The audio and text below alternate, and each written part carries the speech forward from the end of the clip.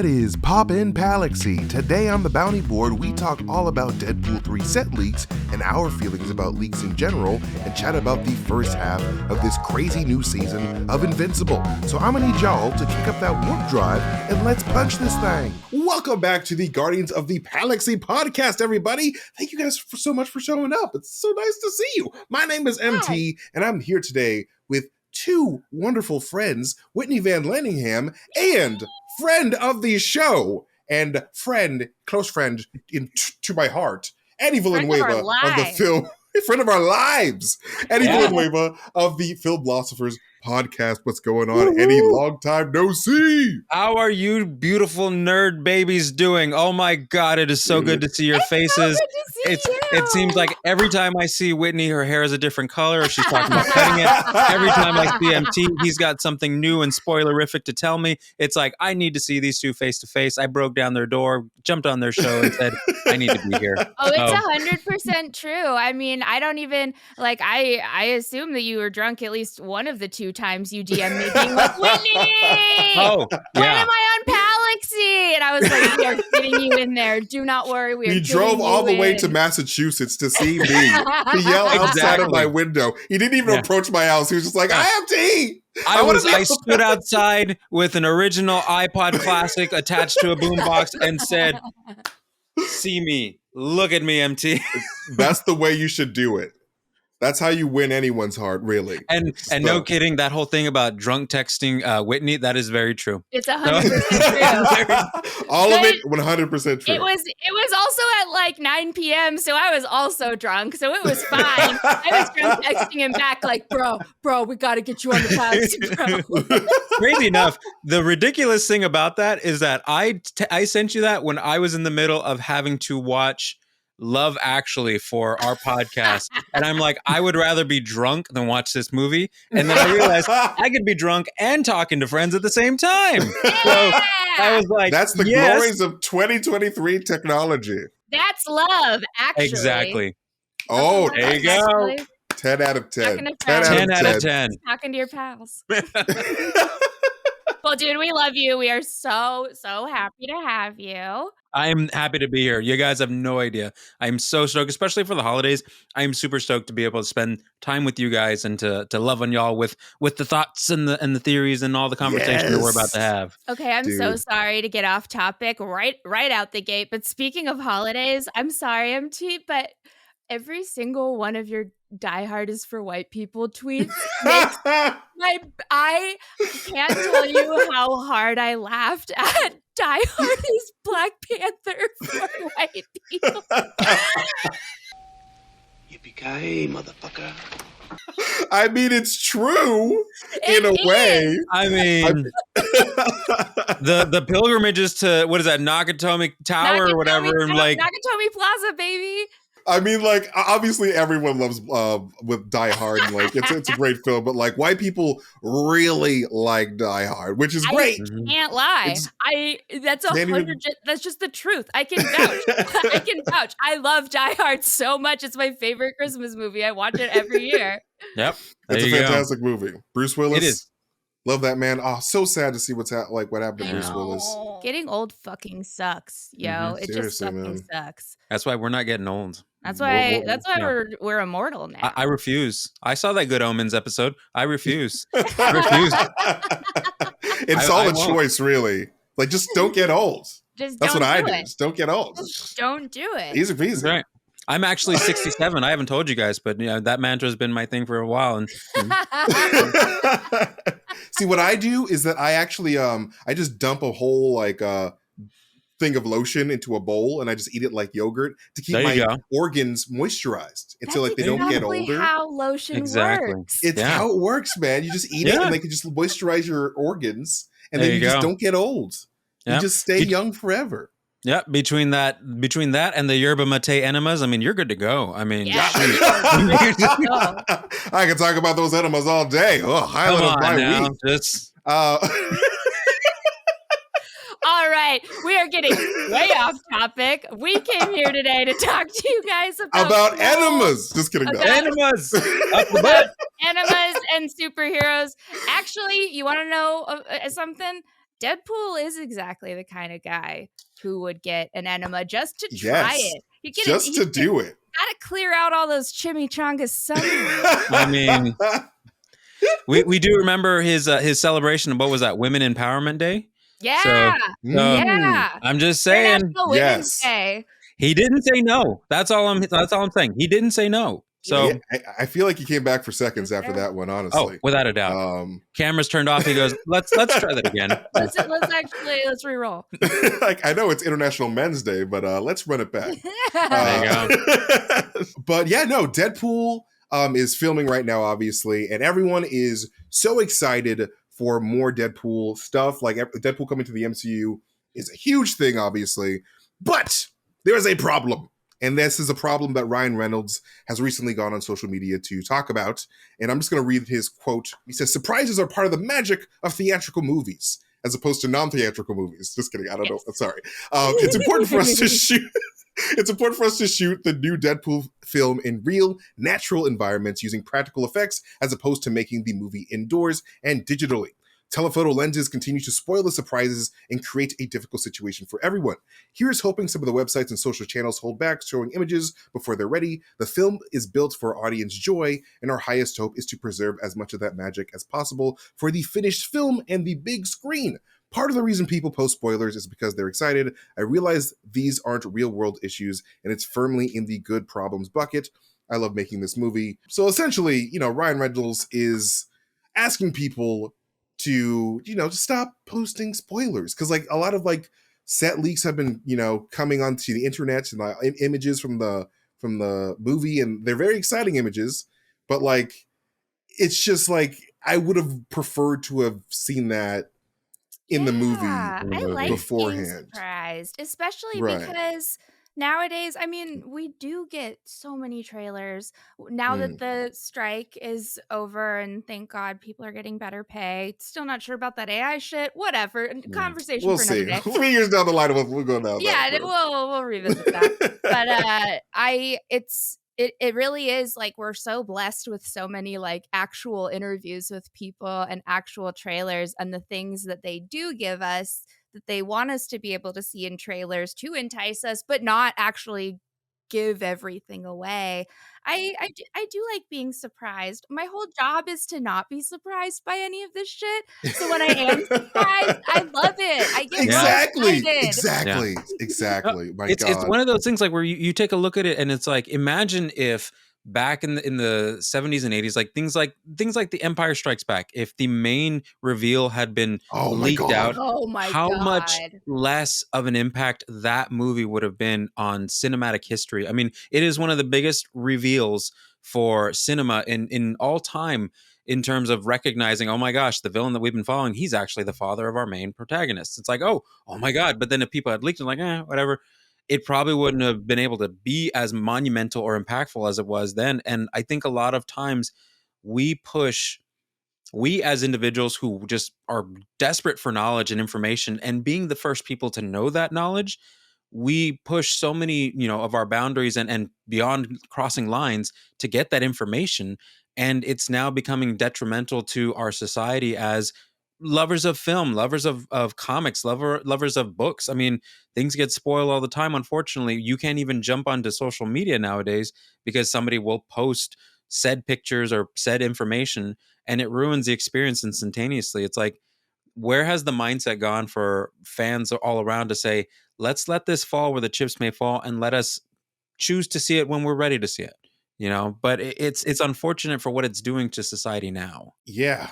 It's like, I don't know, like, it's like, I get the hype. Like, the hype is, like, it's definitely real for a lot of these projects. Like, a good example, obviously, biggest example of recent memory, Spider-Man No Way Home. Yep. Like, that whole thing with us seeing, Tobey Maguire and Andrew Garfield before, the movie came out. And, like, that was a huge bummer. I just felt like that was so, like, unethical for those to do that too, because it's like, I get that you're excited, but what the fuck, bro? Like that specific leak was, like, shot indoors as opposed to outdoors, because, like, they wanted to keep that this secret. wouldn't happen. But so that wouldn't happen, and it still leaked anyway. So, like, it's just like, it's so much of a bummer that like films aren't really filmed outdoors anymore because it's so easy for things to be leaked because everyone is so excited for these projects. Which, like, yeah, excitement is great, and I loved that Ryan Reynolds was like so reasonable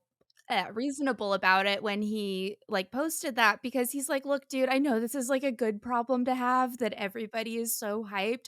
I'm hyped, you're hyped, we're all hyped, but also like, come on, don't do that. Yeah. It's tough to like, you know, to tell people to like, all right, just like chill out and don't be excited, don't be too excited, because like if you don't want to like say that. Cause like, let's be real, if I'm walking down the street and I see like Hugh Jackman and Ryan Reynolds filming something next, I'm gonna be like, yo, check this out, click click clack, and then I'm gonna post it on the internet for clout, because why would I not do that? I'm just gonna have this on my phone. I get it. However, it's just like I'm just trying to think of like a way for us to like maybe like stop this problem, like with like, because human curiosity is just a hard thing to stop, especially in the day of the internet.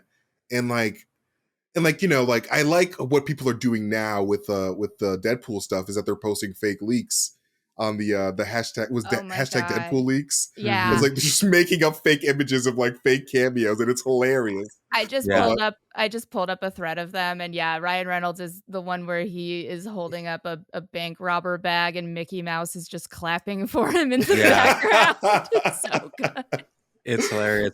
And part of the issue is that it's like you said, MT, we're naturally curious. We are by nature, we are. And us as like reviewers and lovers of film and critics and people who work in that industry, knowing this information, let's be honest, sometimes we want to take a look and make sure for our benefit, but because we as members of the press have that foresight to kind of partition that part of our brain out and still enjoy the movie. We know a ton of shit. We collectively here, us three, could open up an entire archive of just comic book knowledge.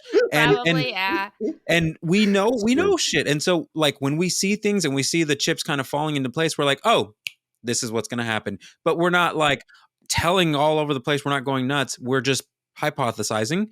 And when it comes to images and stuff like that, we will look at it, but we're like, okay, I'm still going to see it and judge it for what we have. Unfortunately, there are people outside of that frame of mind who want to see it, and they're like, oh, I'm going to ruin this for everybody. I'm going to tell everybody. I'm going to do this. And not everybody can handle that type of mindset.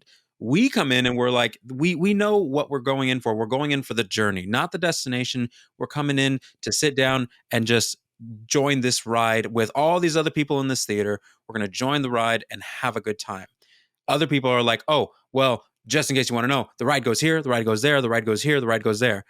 And it's like, I don't give a fuck. I don't care. Seriously. Don't tell me, I want to see it for myself. Please. Yeah, like exactly.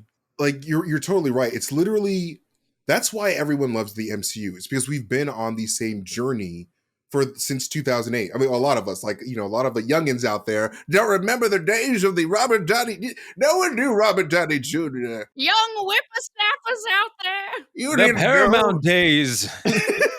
Seriously, the whole Paramount days of Marvel. Yeah. Like, we've been on this journey for so long. And, you know, the fact that, like, that journey can be spoiled before we even get there, it's just like... It just ruins the magic for like being in a movie theater, watching, you know, like reseeing all the reseeing that, is that even a word? That's not a word. Sorry. Like re-meeting the people, but like, because like all of these characters are sort of like our family at this point. So like running it, like catching up with these people, and you know, having a future memory spoiled ahead of the time, it just soils the experience. And like it makes it less impactful, because like if I didn't know that Andrew Garfield and Tobey Maguire were going to be in this movie, that would have been like a mind-blowing experience. I would have screamed. Everyone did scream anyway. I know that we did, but I would have just like I would have started screaming and never stopped. I would still be screaming from that. I would have died. Like, and oh man, even when I saw the spoiler, because it was everywhere, I still got really excited. I know that didn't like make anyone less excited. Nobody on the planet was like, Fuck Andrew Garfield. Fuck Yeah. Tobey Maguire. Neither of them are my Spider-Man. None of them. Not my Yeah. Spider-Man, sir, madam, anyone. Get Like, away from us. Get away from us. Nobody was unhappy about that. But I do think that it would have been way more impactful if we had all like seen it together for the first time. But I do also think that like a lot of these like leaks and people intentionally, you know, getting sneaky on set and spoiling things for the rest of us.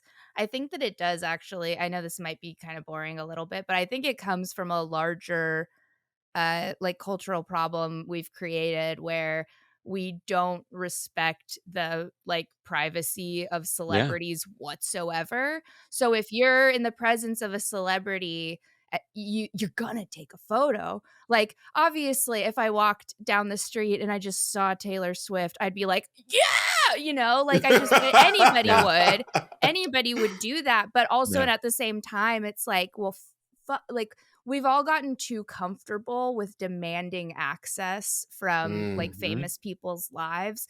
That's why like Ryan Reynolds especially and his wife Blake Lively, they both have been like really big advocates for the whole thing where they're like, do not like paparazzi should not be photographing the faces of our children. And Right. that's completely fair. It's completely fair.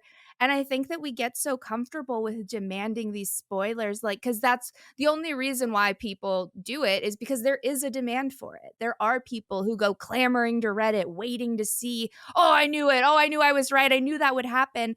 And because there is a demand for it, there is going to be a supply for it. And I think that part of that supply is just we really don't give as much respect to these artists as they deserve privately or publicly or with their work. We're so comfortable with just walking in and ruining someone's movie that they worked hard on. We're too comfortable with that. And I don't like it. I agree wholeheartedly with that. I mean, as a whole, the culture of the entire industry of paparazzi has been that way for decades, if not almost like half a century, in terms of imposing themselves because, like you said, they are due access or they deserve the access because of how much they support or how much they financially give in some aspect or another. I mean, all the way. I mean, we've seen it in many a times because of the fact that celebrities have such public lives at times, you know, the impact that the paparazzi has on certain individuals. I mean, we look at people like Britney Spears, like MT mentioned, Tobey Maguire, you know, even to the effect like with Princess Di and what happened there. Yeah, she literally died because of that, or maybe it was a government conspiracy. Who knows? Just kidding. But yeah, no. If she wasn't being chased, I mean, who knows if the crash would have happened? Like, there's so many things like that where it's like paparazzi have legitimately like ruined people's actual lives by being so invasive and by being like, well, we're your fans. You owe it to us. We give you everything. We're the reason you have a career, so we deserve to see this.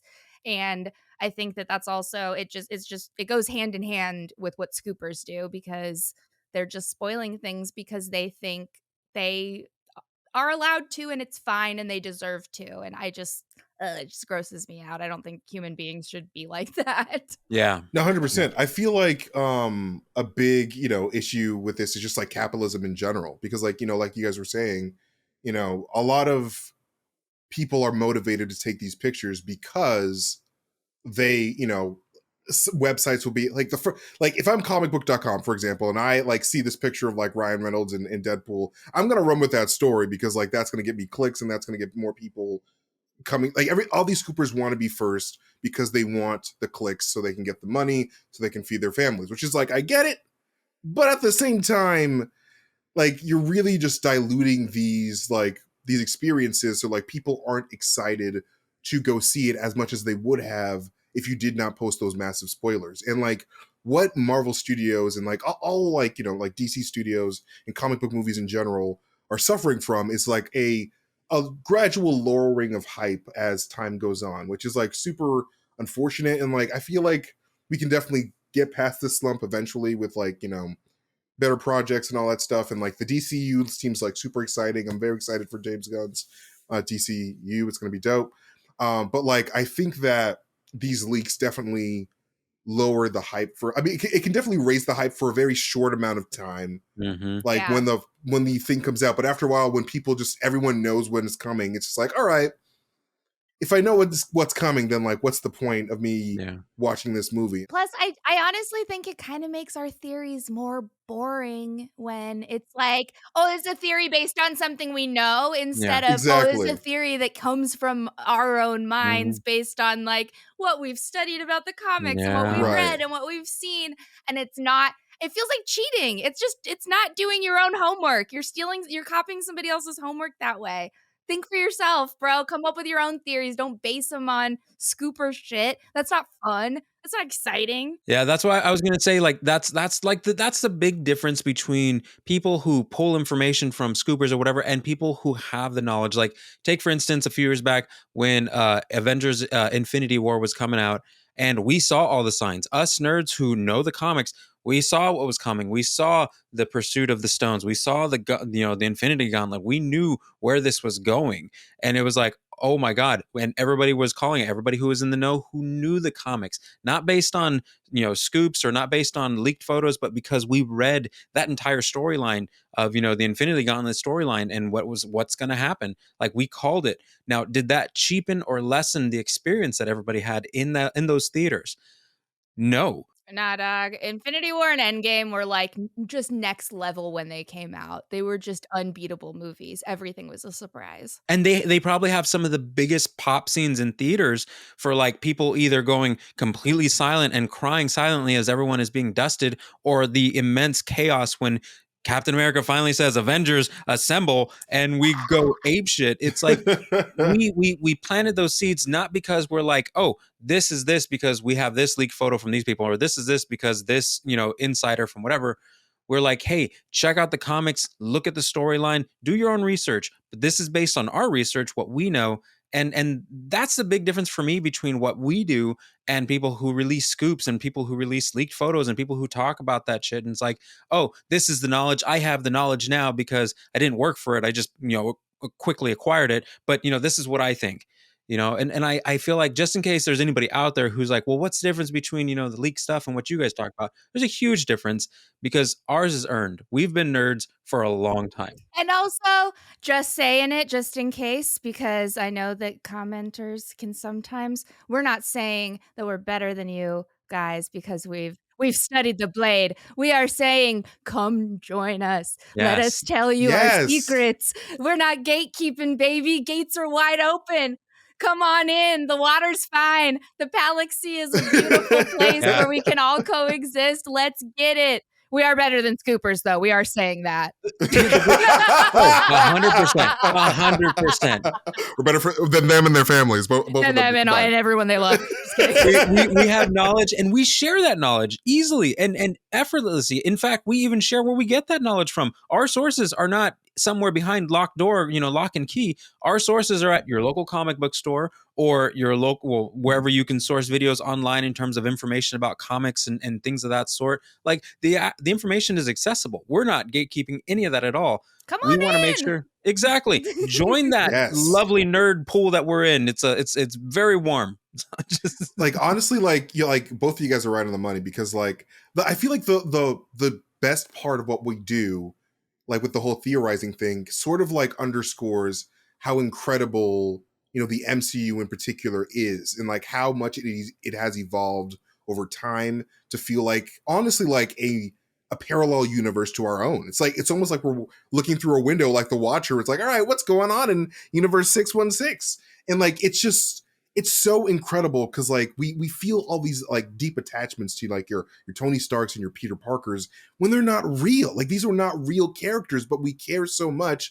And like the fact that we can dive into these universes and they're so complex and like they're so just massive, like it just, I don't know. I feel like theorizing is just a celebration of how much work like Kevin Feige and all the creators involved at Marvel and like all sorts of comic book media do, because they do a shit ton of work to make a believable parallel universe. And I'm just like, this is incredible. So like, yeah, that's why I like, us better than Scoopers, because Scoopers just spoiled the magic before They even killed don't that. spoil the magic. Celebrate the magic, bro. It's not that hard. Just don't spoil it. Don't be a dick. Yes. Yeah. Don't be a spoil sport, please. Spoilers are bad. Says the guy working for Heavy Spoilers wearing Don't a look Heavy at my shirt. Don't Spoilers look. Don't look. Just kidding. I love Heavy Spoilers. Shield my shit. No. But you're right, 100%. Like, you are 100% right. Like, we don't theorize for the sake of letting our own voices heard. We theorize because we want to celebrate. We're looking at the potential of what could be, and we're like, holy shit, they're gonna do this, or holy fuckballs, they're gonna go in this direction, they're gonna do these things, and we're telling each other, and we just happen to be recording at the same time, and we happen to have a YouTube channel or a podcast, and we're like, I just need to talk about this because I think this is where it's gonna go, and I need to know where your guys' brains are at, and we're celebrating not only an opportunity to see the things that made our pastime, move more smoothly and easily with comics and cartoons and things of that. But it gives us a chance to celebrate this and bring in those younger people who are like, well, where do I start? Where do I begin? How do I get into this? How do I know? And instead of just running to the easy answers of like where Reddit is or wherever the leaked images are, go to your comic book store. Go find a place where you can get the sources of this. Go to your library. You can rent a comic book, for God's sakes. Like, you can get these things at your local library. You could check library? out. Rent a book? Yeah. You can do what I used to do when I was a kid, I would just go sit on the floor of Barnes and Noble and be like, fuck off, I'm reading. Just read all my little books. Absolutely. Even to this day, going to Barnes and Noble as an adult is a healing experience. I don't know what it is. It just cleanses my soul. It feels so good. It feels so like good. Grabbing a Starbucks and like just reading a book off the shelf. It's like heavenly. Exactly. So it's us celebrating. Like, honestly, we want to make sure that everybody knows that what we do here is we celebrate. What we do when we talk to either each other or we talk outwardly, we're celebrating. And that's what we should be doing with these new movies coming out. We should be celebrating and getting excited and talking amongst those who we really want to share that knowledge with, and not just be willy-nilly with information that's just really not for anybody else's eyes to see yet. Because it's number one, it's more than likely not fully done. Number two, probably not fully, visualized from that perspective. And number three, it's probably not going to hit as hard when it actually hits the theaters. So all you're doing is just shortchanging a movie that you're excited about and causing people to have more doubts as to whether or not they should see it. So you're shooting yourself in the foot. You're shooting yourself in the foot, and you need to give more respect to the people who are creating these fun times for us, man. Like, why are we biting the hand that feeds here? Like, don't do that. Ryan Reynolds hasn't done anything mean to us. Why are we being mean to him? Let's not. Seriously, like, if I'm like a person that's about to leak something, I'm gonna be like, is Ryan Reynolds about to hate my fucking guts right now? Because I don't want that to happen. Yeah. Why would you want to make an enemy out of Deadpool? He's got Mint Mobile. He's got a way to find us. That's all I'm saying. Seriously, he's got the connection. He's got the satellites to find us, man. The next time I order a gin and tonic and it's aviation gin, he's just gonna immediately get my fingerprints just pop up on a magic screen in front of him, and it's like, Whitney's sipping again. Let's go get her. I'm not gonna lie. There would be more hilarity to this statement that we said right now if it weren't for the fact that Mint Mobile just sponsored John Campia's show for another year. So it's like, he knows we're here. He knows that we do this stuff. So I'm just saying. He's watching. Just saying. Yeah. Hi, Ryan, if you happen to see this. Dude, if Ryan is watching, we love you, Ryan. Please keep doing this forever. Be Deadpool forever. Thank you. Goodbye. Alexa, the editor here. This is the perfect opportunity for me to show off my Deadpool tattoo. Not in case Ryan Reynolds is watching it, but just because I want you guys to tell me it looks cool. So everybody leave a comment and tell me that my Deadpool tattoo is cool. Also, just a suggestion, please have Taylor Swift in the next Deadpool, please. Sign Marvel Swiftie.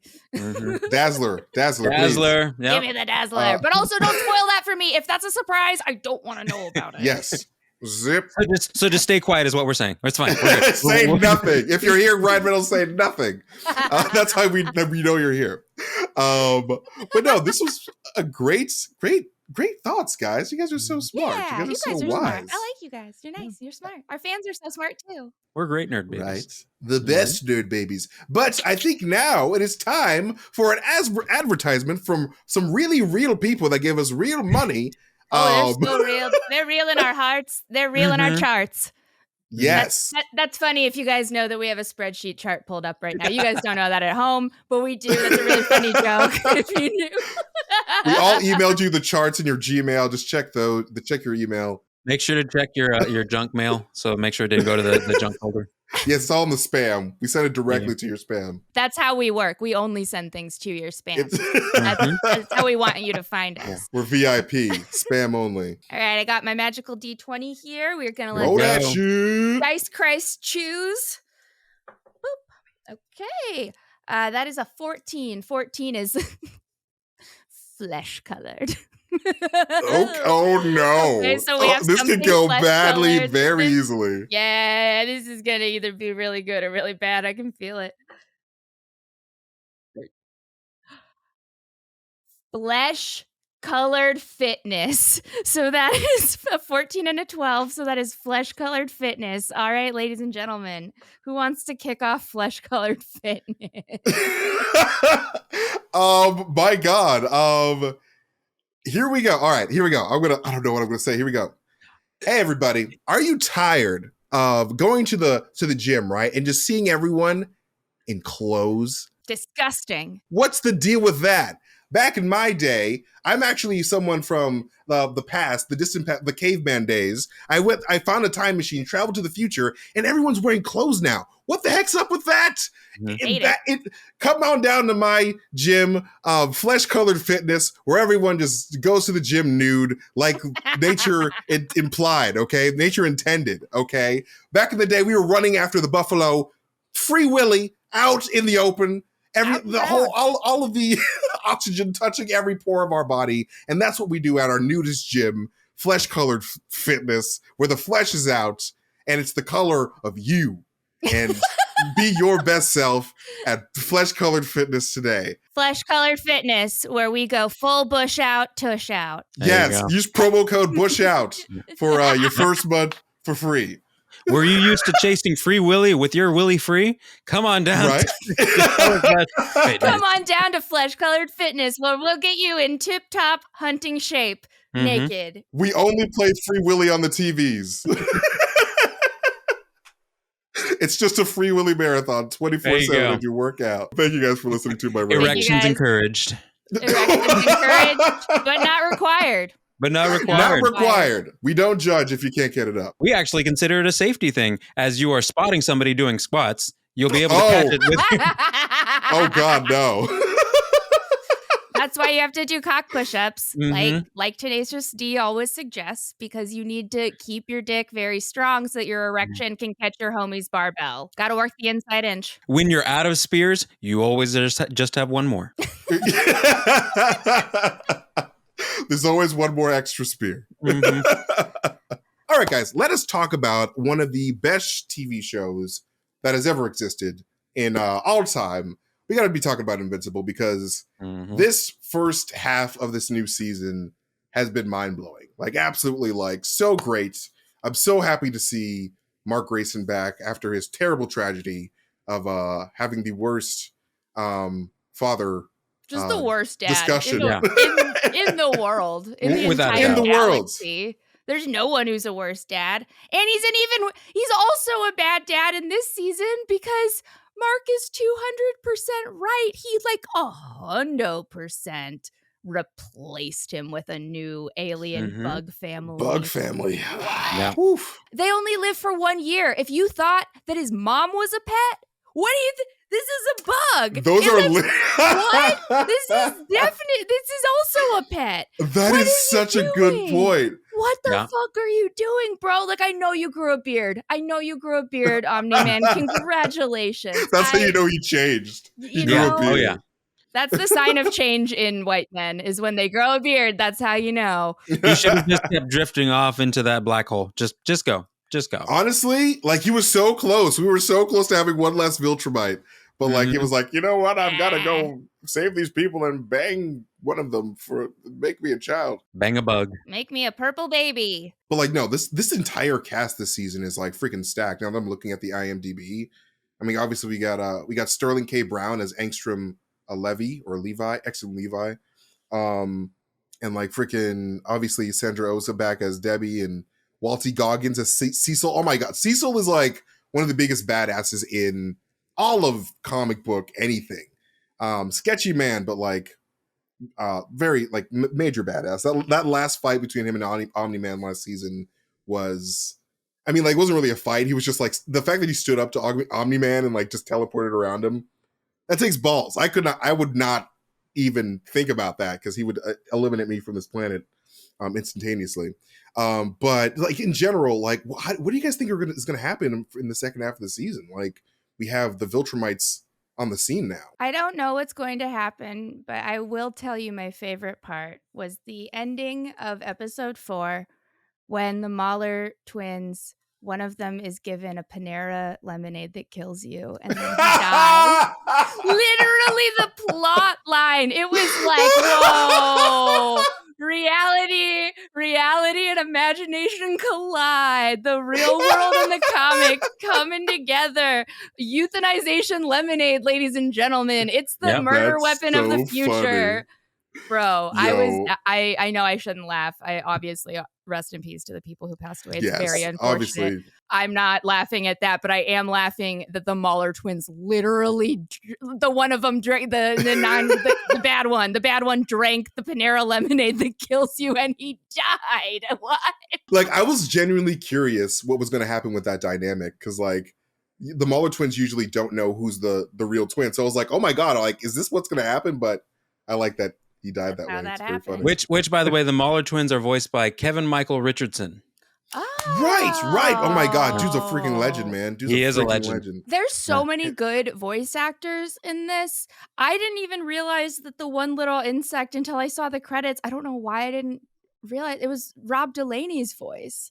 And I was like, shit, I love Rob Delaney. He's so fucking funny. I love that guy. I just like, I don't know. I didn't catch it while I was watching the episode until the credits rolled. I feel like when it comes to like Invincible, Robert Kirkman is such a great writer and as well being on staff for the show itself.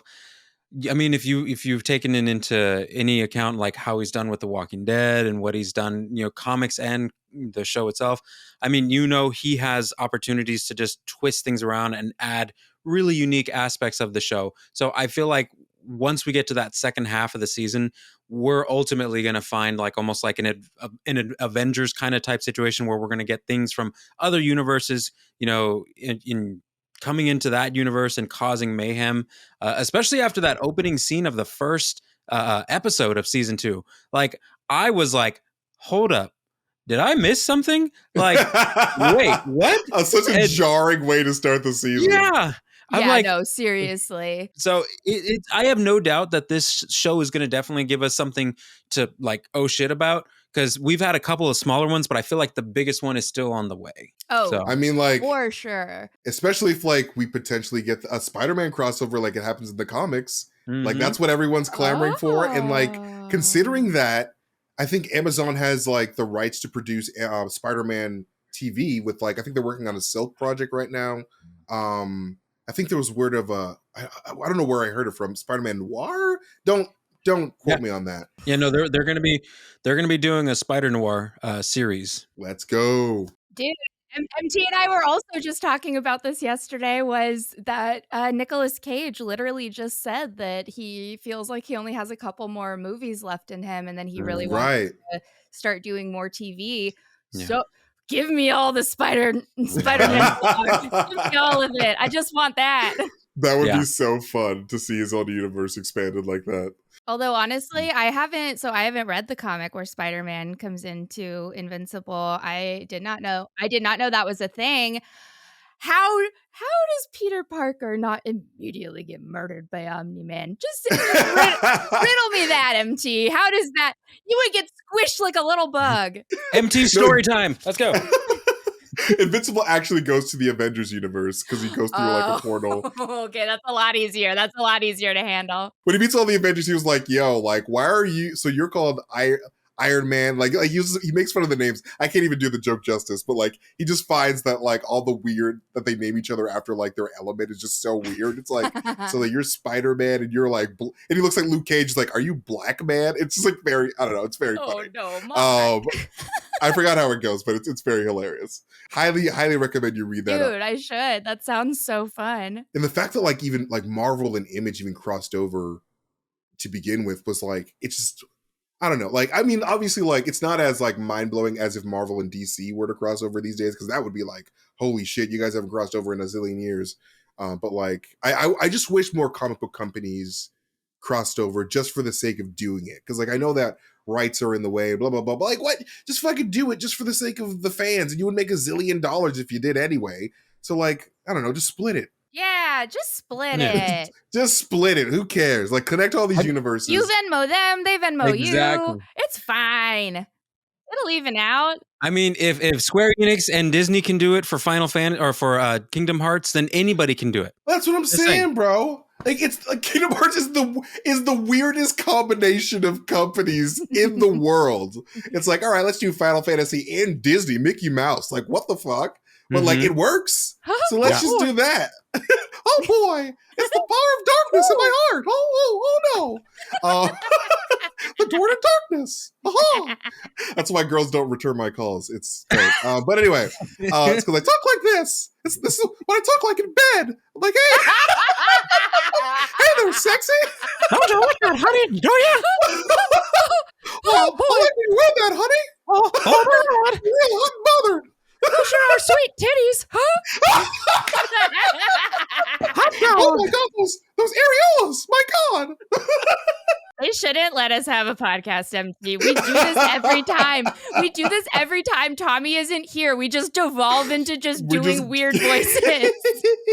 But anyway, getting back on track. But yeah, no, I think that you're right. The best is yet to come. And like, we're going to hit some mind-blowing stuff by the end of this season.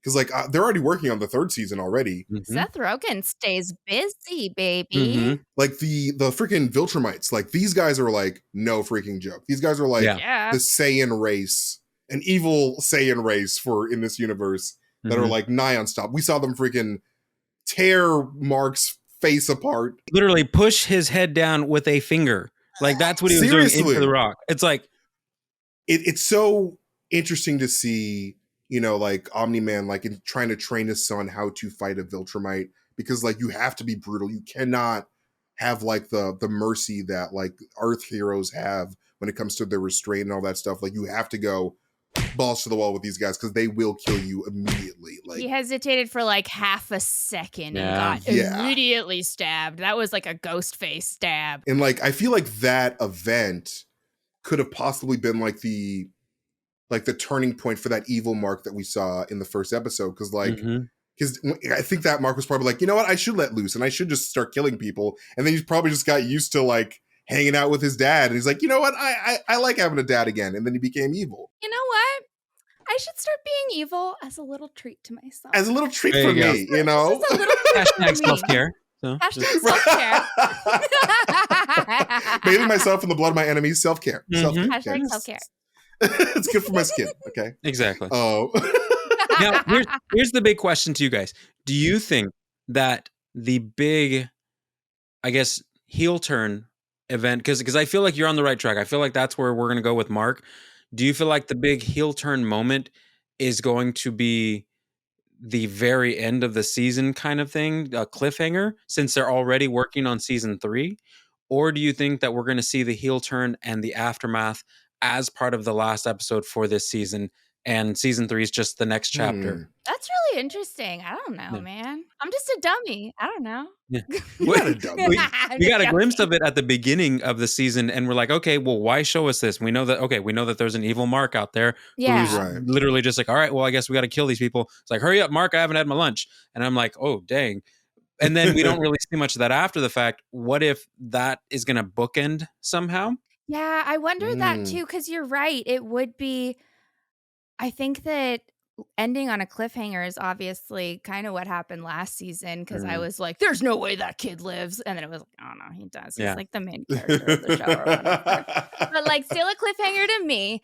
I thought that was very impactful ending, and I'd still have you, Dad. Like totally impactful, great ending. I would love to see it end on something similar, because I love it when you're just like, how is this character ever going to get out of this situation? How would they possibly? That's always, I love that moment in any like movie or TV show, is when it's like, I have no hope, but they do. And then they do something cool and crazy. So yeah, I do wonder if they'll go the same route with ending on something that'll start by blowing our minds next season. Or you're right, or they might choose to wrap it up. I think the thing that will blow my mind personally is if they introduced my favorite supervillain. Like, this supervillain was literally my favorite supervillain of all time for the longest time. In the Invincible universe, there's a character called Dinosaurus, who is this dinosaur like villain who's like an eco-terrorist who wants to like destroy humanity. And like, he's just a massive Tyrannosaurus Rex with like, you know, a humanoid body, and he's a fucking badass. I mean, speaking of a crossover, I want to see him fight Poison Ivy. That sounds legit. Yo, like that shit would be legend. Like, Dinosaurus is badass. He's just a fucking badass. Hell and I yeah. think This guy looks like a beast. Like, I'm right? looking at He's pictures. liteally he's a dinosaur, man. He's, beast. He's like an upright walking Tyrannosaurus who chomps off Invincible's hand. He's squishing heads. It's like he's even going toe to toe with Omni-Man at certain points. Like, bro, Damn. he's a freaking badass, man. I want like to see him in the show in action, because he's just cool. That does sound really cool. I love dinosaurs. But yes, I cannot wait for the continuation of Invincible. But before we go, I just want to, you know, check in with you guys to see what you guys are enjoying. Like, are you guys like reading or like watching anything, or like just like what is bringing you joy right now in your life? I guess I could actually go first with that, because there's something that I'm currently having to do that is not bringing me joy. And it is on my podcast during the holidays for the Filmlosophers. We do what's called the Season of Suffering. And what that entails is I am my co-host, as well as, well, my two co-hosts, both Spencer and Amy. They both actually create a compilation list of Hallmark, Lifetime, and weird straight-to-home movie holiday films. And we have to watch them so that we can give honest opinions. And it usually ends up with me ranting at the end about how they're just so pointless and there's no reason. And so I kind of shot myself in the foot, because it's the second annual Season of Suffering that we're doing. And we started out with a 20th anniversary viewing of Love Actually, which was horrendous. That episode is up. Hell yeah, bro. I was able to get one movie in there through the whole Season of Suffering, because it's a double header. So every episode we're watching two movies. And double the suffering. That's fun. I was like, if I'm gonna watch any movie of my choosing, it's gonna be Best Man's Holiday. Like, I'm gonna watch. Yeah. I liked Best Man, and I'm like, they wanted to see the Ludacris Christmas movie that's currently out on Amazon or somewhere. So I'm like, all right, if we're doing a double feature, I want to put you guys through this too. You guys are gonna have to listen to all these old slow jams and all this, and I'm gonna watch you guys, because this is what I grew up on. So, but that's what I'm doing as of late. That is so fun. I love everything about that. MT and I were literally just talking last night about, we were like, yeah, we should really like revisit all these like MCU actors, like old movies and like shit that they used to be in, because that'd be so fun. So we were both looking on IMDb for just like Robert Downey Jr. just to like kind of jog our memories and be like, oh yeah, he was in that. And I found out that he is in a made-for-TV movie called Mr. Willoughby's Christmas Tree, where he plays the titular Mr. Willoughby, and it sounds awful. It is from 1995, and it is a made-for-TV movie, and I cannot wait to watch it. I'm going to track that shit down. Mr. Willoughby's Christmas Tree, and it's Robert Downey Jr. Let me Google this real quick. Mr. Willoughby's Christmas Tree. Oh my God! What is he wearing? Wait, is it Muppets? Whoa. Are there Muppets in this? Seriously, what are these little people? Are these like There's little a rat Muppet. men? They're Muppets. There's a Muppet. Wow! Kermit in it. It's a Muppets movie. Holy shit, I did not know this was a Muppets movie. I thought it was going to be like a Lifetime movie. Oh my God. A single Christmas tree becomes a source of cheer for the people and animals living around Mr. Willoughby's, played by Robert Downey Jr.'s estate, based on the children's book of the same name. Okay, 100% Oh my we're watching God. this. Yes, 100% we're watching this. Mr. Okay. Willoughby's Christmas, classic Christmas film. Holy shit. Oh my God. Look at this. Look at this all-star cast. Stockard Channing is also in this movie. She played Rizzo in Grease. And then we have Leslie Nielsen also in this movie. Right. I saw that. Holy shit. It's stacked. It's one of his best films. Oh my God. Shari Weiser is in it, who played Hoggle from Labyrinth. Yep. What? Holy shit. This is insane. Look at this cast. That's how all these actors got their start. Mr. Willoughby's. Mr. Willoughby's motherfucking Most MCU Christmas. actors are from Mr. Willoughby's, honestly.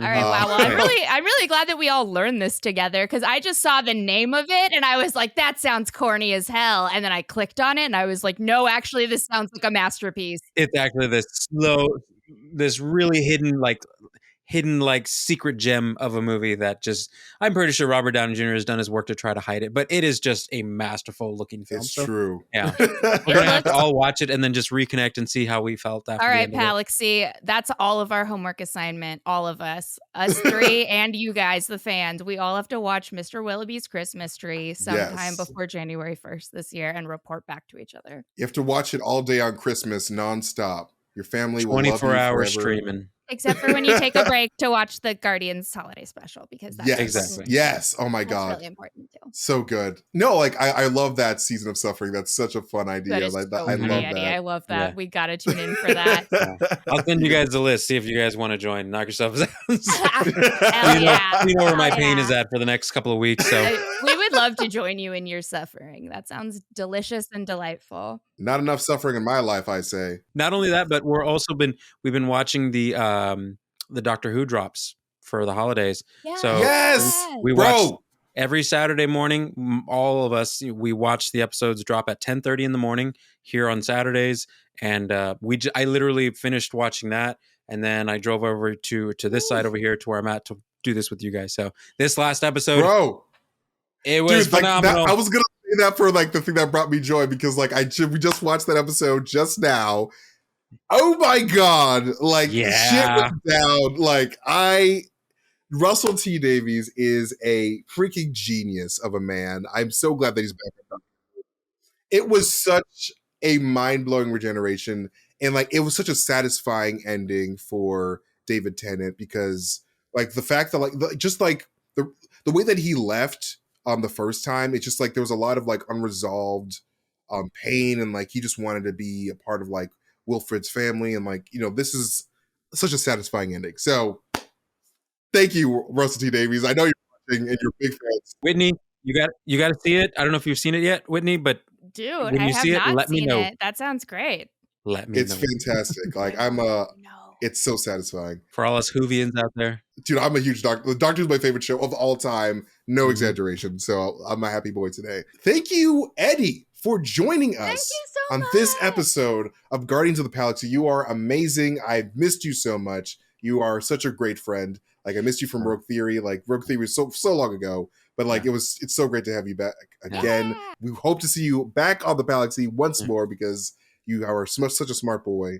Yeah, man. Open door invite anytime you want. Well, and I have to say, and I want you both to know, you know, both of you are the greatest content creators that I know, and I absolutely adore each of your pages. And I have made sure to push both of you, not only on my podcast, but in my personal life. I want people to know the incredible smile that Whitney carries, and her knowledge and her badassery. Yes. And MT, you and your fucking big brain knowledge and your big nerd, you are both probably the best people to ever know in this entire generation of nerddom. And I want you to know I hold our friendship in high regard, and I love you both to high heaven. I hope you both know that. Eddie, we love you. And we love you too, because in addition to all of the wonderful things you just said about us, right the fuck back at you, but something I really love and appreciate about you is that you never hold back at telling your friends how much you love them. And I appreciate that about you as a friend, as a human being on planet Earth. Everyone take note, because Eddie is just constantly, like, unabashedly, unashamedly, every one of his friends' biggest cheerleaders. We fucking love you, dude. Thank you so much for loving us. Eddie always hits me up on a DM, like always asking me how I am, and like it's always like a warm cyber hug. I'm like, oh my God, there's Eddie. Like he's like checking up on me, and like it's he goes out of his way to do it. I'm horrible at like replying to people sometimes, so I'm so sorry if it takes me forever.